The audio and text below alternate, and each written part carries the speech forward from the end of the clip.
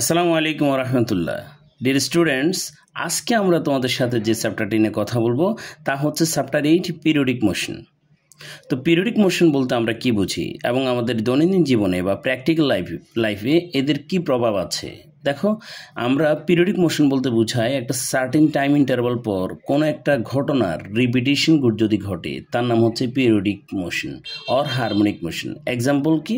যেমন the motion of electric fan, motion of the arms of a clock, wall clock, motion of a pendulum clock, motion of earth around the sun, motion of moon around the আর্থ। এরকম অনেক কিছু আছে যেগুলো repeating হয়, একই অর্থাৎ initial স্টেজে ফিরে এসে আবার একই রকমভাবে মোশন হয়। এদেরকে নাম দিয়েছি পিরিয়ডিক মোশন আর হারমোনিক মোশন। তো আসো, পিরিয়ডিক মোশনটা যদি আমরা বলি, when a body repeats its motion after regular interval of time or regular time intervals, the motion is called harmonic motion or periodic motion. The time interval after which the motion is repeated is called time period, and the path may be circular, elliptical, linear, more complex value. যেমন আমরা এখানে motion of pendulum, spring pendulum দেখতে পাচ্ছি আর spring দেখতে পাচ্ছি। যখন এটাকে পুল করেছি তখন দেখা যাচ্ছে এটা কম্প্রেশন এক্সপানশন হচ্ছে। তাহলে motion of spring pendulum or spring or stressed spring, এটা হচ্ছে একটা periodic motion. Motion of a pendulum তুমি দেখতে পাচ্ছ একটা সার্টেন ইন্টারভাল টাইম পর একই দিক থেকে আবার ভাইব্রেট করে, এটা হচ্ছে মোশন অফ এ পেন্ডুলাম। তো আমরা বুঝতে পারলাম এক্সাম্পল কি কি আছে। Motion of A particle in a circle, that is তুমি যদি কোনো একটা অবজেক্টকে রোটেট করাও একটা সুতা দিয়ে বেঁধে, অর্থাৎ একটা স্ট্রিংয়ের সাথে অ্যাটাচ করে যদি রোটেট করাও, it will be periodic motion. Similarly earths motion round the sun. এরপরে হচ্ছে motion of A swinging pendulum, ওই যে একটা সুইঙ্গিং পেন্ডুলামের ঘটনা। অথবা vibration of A tuning fork, একটা টিউনিং ফর্ককে যখন ভাইব্রেট করা হয় এটাও কিন্তু দেখা যাচ্ছে সামনে পিছের ভাইব্রেট করে। Vibration motion of a stressed spring, এই মাত্র বললাম যে স্ট্রেসড স্প্রিং পুল করার পর দেখা যাচ্ছে সে কম্প্রেশন এক্সপানশন হচ্ছে। Motion of planet, the planet is revolving around the San in an electrical orbit, অথবা এরকম কিছু একটা পড়ছে, এই কারণে বলা হচ্ছে ইলেকট্রিক্যাল। তোমরা মনে হয় চ্যাপ্টার 6 এটা পেয়েছো।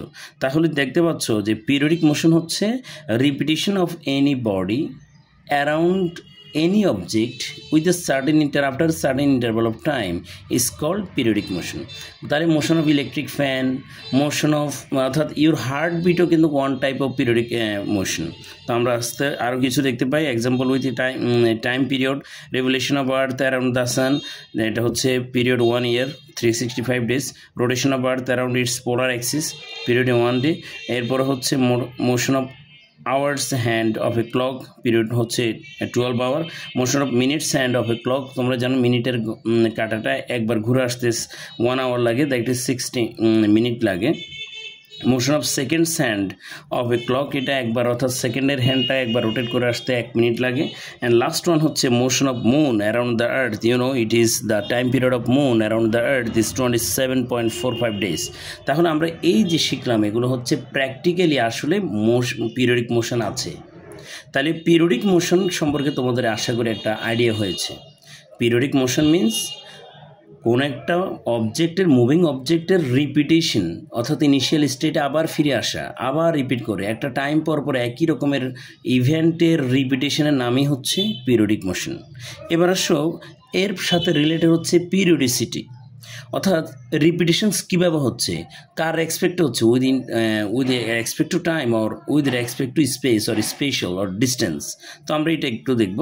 The repetition of somethings with respect to time or space is called periodicity.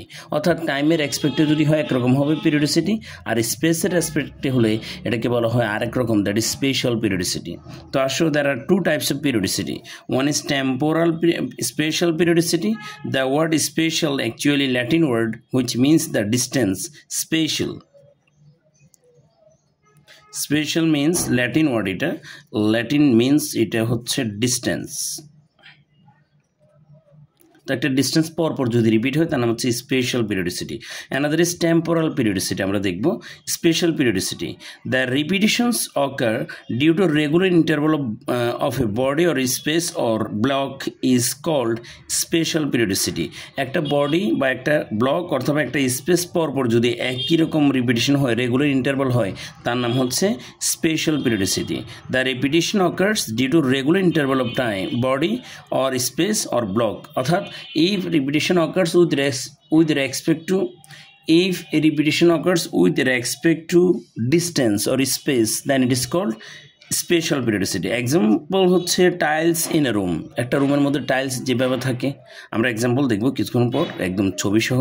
Tiles of A room in a room, একটা রুমের ফ্লোরের মধ্যে যে টাইলস আছে এগুলো রিপিটিশন হচ্ছে একই রকম। Periodicity of atoms in crystalline solid, এটাও দেখব। Stripes of a shirt, electric poles. খেয়াল করে আমাদের দেশ বাদে পৃথিবীর সকল দেশে ইলেকট্রিক পোলগুলো কিন্তু একটা নির্দিষ্ট ডিস্টেন্স পরপর এবং সুনির্দিষ্ট ডিস্টেন্সের পরপর দেখা যাচ্ছে সাজানো আছে, এদের নাম, এটাও এক ধরনের রিপিটিশন। তাহলে আমি আরও কিছু তোমাকে দেখাই। তুমি দেখো এখানে একটা শামুক দেখতে পাচ্ছ, ঠিক আছে? তো তুমি দেখো এর মধ্যে রিপিটিশন হচ্ছে, একই রকমের রিপিটিশন হচ্ছে কালারের, দেখতে পাচ্ছ? অথবা তুমি দেখো এখানে একটা টাইলস দেখতে পাচ্ছ, এই টাইলস অথবা একটা জেব্রা মানে কী নাম স্ট্রাইপ দেখতে পাচ্ছ, অনেক রকমের স্ট্রাইপ, হ্যাঁ, এগুলো কিন্তু একবার রিপিট হচ্ছে। তুমি দেখতে পাচ্ছ এটা কোথায়? চিজ বোর্ডেও দেখা যায়। অথবা চিজ বোর্ডে যদি দেখো ক্রিস্টালাইন সলিডের মধ্যে দেখো এটা হচ্ছে ইউনিট সেল এবং এইরকম শেপটা বারবার রিপিট হচ্ছে, এটা হচ্ছে ক্রিস্টালাইন সলিড। তো ক্রিস্টালাইন সলিডের মধ্যে ইউনিট সেলগুলো অর্থাৎ মিনিমাম যে রিপিটিশনটা হয় এর নাম হচ্ছে ইউনিট সেল, এবং ইউনিট সেল বারবার রিপিট হয় বলে এর নাম, এটা হচ্ছে one kind of special periodicity. তো বাচ্চারা তাহলে বুঝতে পারলা যে অ্যাকচুয়ালি স্পেশাল পিরিয়ডিসিটি মিনস একটা সার্টেন ডিস্টেন্সের পরপর সেম ইভেন্টের রিপিটিশন যদি হয়, it is called special periodicity. অর্থাৎ repetition occurs with respect to space, distance or block or body, then it is called special periodicity. এবং তুমি আরও কিছু এক্সাম্পল খুঁজে বাইর করো তোমার চারপাশে আছে যেগুলো অ্যাকচুয়ালি একটা সার্টেন ডিস্টেন্স পরপর ঘটে, এই ধরনের নাম হচ্ছে, এগুলো হচ্ছে স্পেশাল পিরিয়ডিসিটি। আশা করি তোমরা এটা বুঝতে পেরেছ। পরের ঘটনা হচ্ছে টেম্পোরাল পিরিয়ডিসিটি, অর্থাৎ the repetition occurs due to regular interval of time is called temporal periodicity. Example কি? হার্টবিট, একটা নির্দিষ্ট সার্টেন টাইম পর পর হার্টবিট হয়। সিজন চেঞ্জ, দেখো একটা নির্দিষ্ট মানে প্রতি 6 মাস পর পর বা 2 মাস পর পর বাংলাদেশেরটার ক্ষেত্রে সিজন চেঞ্জ হয় বা একটা সার্টেন ইন্টারভাল অফ টাইমের পরে হয়। রোটেশন অফ প্ল্যানেট, তুমি জানো আমাদের যে প্ল্যানেটটা আছে অর্থাৎ আর্থের কথা বলেছি, এই আর্থ দেখা যাচ্ছে 365 ডেজ পর পর কিন্তু রোটেট করে, অথবা 1 ডেতে 24 আওয়ার পর পরে কিন্তু তার ওন এক্সিসে রোটেট করে। মোশন অফ সিম্পল পেন্ডুলাম, ওই যে পেন্ডুলাম, অথবা আমরা যারা বাংকার অ্যাসোসিয়েশনে আছি তখন দেখা যাচ্ছে ওই যে পেন্ডুলামের মধ্যে অর্থাৎ সুইঙ্গিংয়ের মধ্যে দুললে একটা সার্টেন ইন্টারভাল টাইম পর পর একই জায়গায় ফিরে আসো, এটাও হচ্ছে one kind of temporal periodicity. আরও কিছু স্পেশাল ডেজ আছে, যেমন Pohela Boishakh, 16 December, 26 March, 21 February, your birthday, যেদিনই হোক 1 বছর পর পর 365 ডেজ পর পর ব্যাক করে। অতএব এগুলো হচ্ছে স্পেশাল পিরিয়ডিসিটি, আর এগুলি স্পেশাল ডেজের মধ্যে পড়েছে। তাহলে in every year on 26 March we celebrate Independence Day, and in every year on Pohela Boishakh, actually যেটা এটা হচ্ছে 14th এপ্রিল আমরা পহেলা বৈশাখ সেলিব্রেট করি। তো এগুলো হচ্ছে এক একটা টেম্পোরাল পিরিয়ডিসিটি, অর্থাৎ this events occurs with respect to time, একটা সার্টেন ইন্টারভাল অফ টাইমের পরপর এই টেম্পোরাল পিরিয়ডিসিটি ঘটে বলে আমরা এর নাম দিয়েছি অ্যাকচুয়ালি মানে টেম্পোরাল পিরিয়ডিসিটি। তো যাই হোক, এখন আসো আমাদের 2 রকমের মোশন গেল, সরি একটাই মোশন পড়েছো, নাম হচ্ছে periodic motion. Another kind of motion আছে, এটাকেও বলা হয় অসিলেটরি or vibratory motion। অর্থাৎ তুমি যদি একটা পেন্ডুলামের কথা চিন্তা করো, একটা পেন্ডুলাম দেখা যাচ্ছে একটা সার্টেন ইন্টারভাল পর পর কিন্তু একই দিক থেকে চলে আসে, তাহলে এটা হচ্ছে একটা পিরিয়ডিক মোশন। তাহলে দেখো অসিলেটরি মোশন কোনটা কাকে বলে, অর্থাৎ ব্যাক ফোর্থ এরকম যদি হয়, টু ফ্রো যদি হয়, এই ধরনের মোশনকে আমরা বলবো actually oscillatory motion or oscillation. The oscillatory or vibratory motion is that motion in which a body moves to and fro or back or forth repeatedly about a fixed point in a definite interval of time.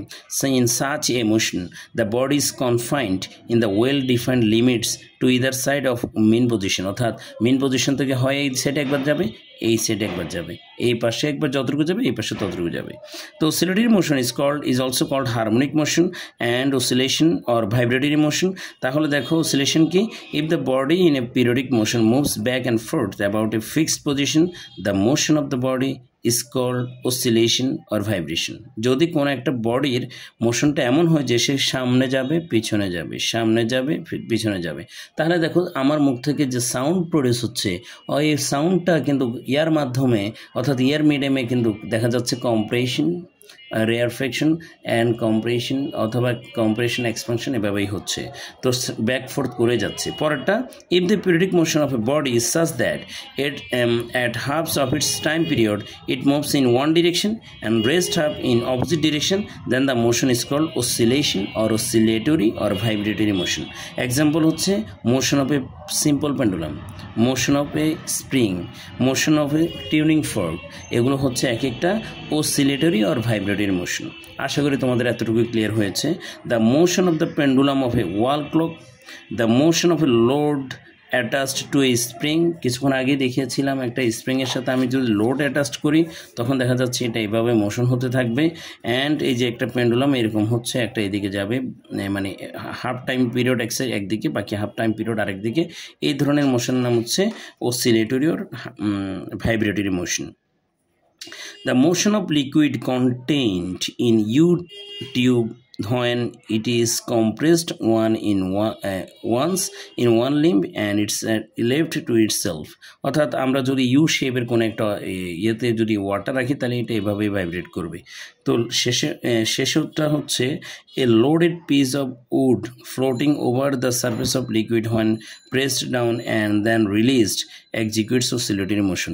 তুমি কখনো পানির মধ্যে কোনো একটা object যেটা actually ভাসে এটাকে চাপে ধরো, বোনসের কারণে উপরে উঠে আবার এটা নাচানাচি করবে, এটা হচ্ছে অসিলেটরি মোশন। এই ছিল অসিলেটরি মোশন নিয়ে কথা। ইনশাল্লাহ আমরা তোমাদের সাথে আবার ওই পরের ক্লাসে যেটা কথা বলবো এই ক্লাসটা হবে অ্যাকচুয়ালি সিম্পল হারমোনিক মোশনের নিয়ে। আমরা এখনও সিম্পল হারমোনিক মোশন নিয়ে পড়িনি।